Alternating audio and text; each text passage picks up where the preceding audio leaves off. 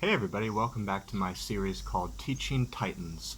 I'm Matthew Boyle, and in today's video I have a question for you. Have you ever considered, as a top teacher or a top administrator, what one superpower would you like to have? What would be the skill or the talent that you would bring to the table that you wish yourself to have? If you could choose any power, any ability to more effectively lead your organization and work with people, what would it be?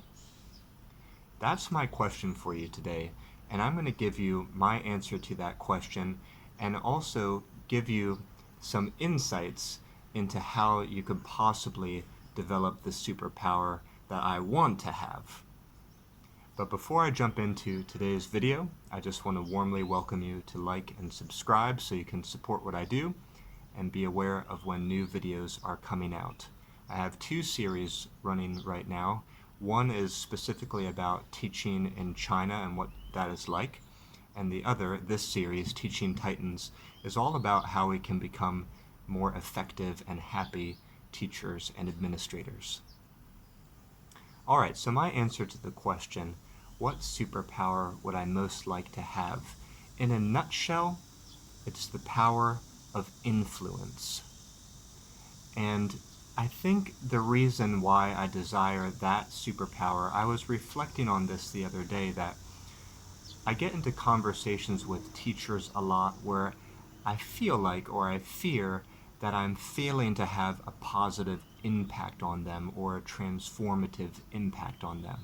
So a teacher might bring me a problem or a complaint, and it might be part of a pattern. It might be something we're dealing with often.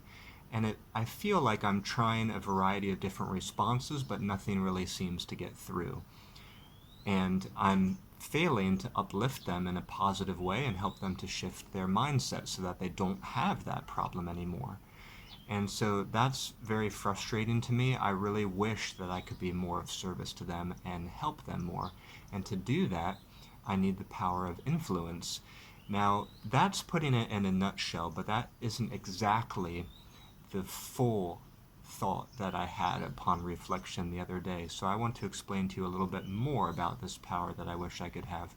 I wish I could have the power to break people out of a negative downward spiral or cycle, or a stagnant pattern or cycle, and move them into an upward spiral, an upward cycle, a cycle where they're just continually building that momentum of constructiveness and positivity, and that is just building them and they're becoming greater and greater.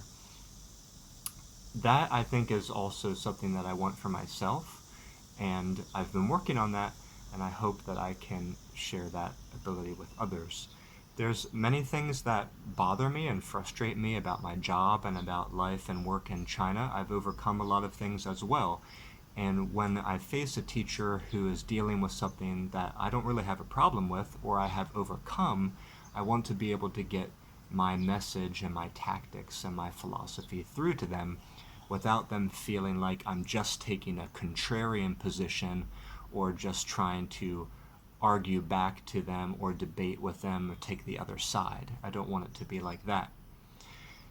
Now, I have an insight which might be able to help you if you want to develop that particular superpower, and it comes from a book called Leadership by Doris Kearns Goodwin.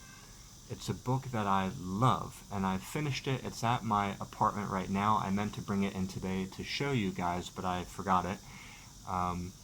But Doris Kearns Goodwin is an expert on U.S. presidents, and that book, Leadership, chronicles the lives of 4 presidents.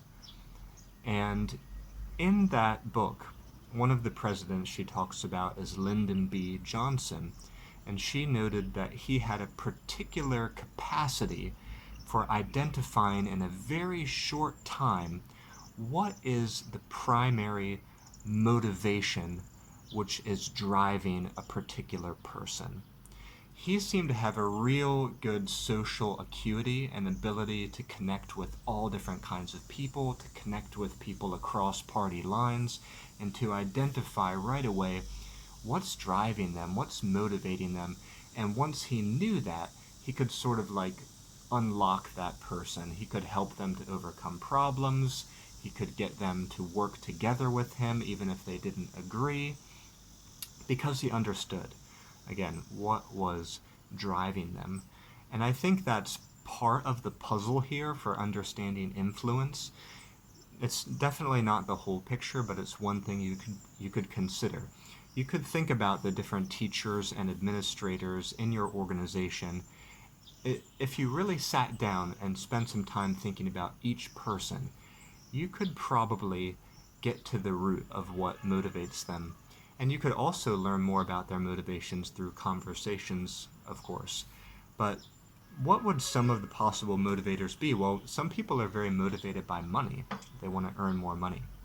Some might be motivated by their desire to have more authority, more power, or more say in decision-making processes. They want to have an impact, a visible impact, in the decisions that are getting made that affect everybody.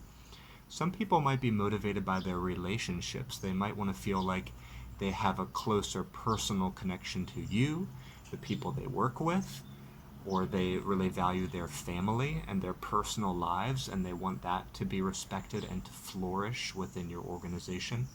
Some people might be motivated by their concept of fairness. They want to make sure things are fair. Some people might have a feeling like they want to prove themselves for whatever reason. They want a chance to shine through maybe giving a speech or giving a presentation or getting selected for something, receiving some award. So that is a superpower that I wish I would have, the power of influence. And one solution I would like to offer to you to develop that superpower is to know the biggest reason that's motivating somebody. Also, by way of a question, I would like to ask you what you would suggest to me to develop that superpower that I want. And I also want to know what is the superpower that you would like to develop. Maybe you can leave your answers to my 2 questions down below, because I think the superpower that you would want could give me an idea for future videos, and maybe I can talk about that. Before I go, I also want to highly recommend the work of Doris Kearns Goodwin. She is an expert, and she knows so much about the personal lives and the leadership qualities and styles and abilities of the U.S. presidents. And again, her book, it's a pretty recent book, it's called Leadership. It's excellent. You can watch her masterclass, which I have watched. She also has some very long interviews that are up for free on YouTube, where she goes into great detail about U.S. presidents. And there's another book I haven't read yet, but I'm planning to. It's called Team of Rivals. And that's her book about how Abraham Lincoln created his cabinet by filling it with his adversaries, his political adversaries and enemies who were trying to become the president themselves. He later put them into his cabinet. It's a book called Team of Rivals. You could also check that out. Alright, that's it for today's video. Thank you so much for watching, and I hope to see you back here next time. Bye-bye for now.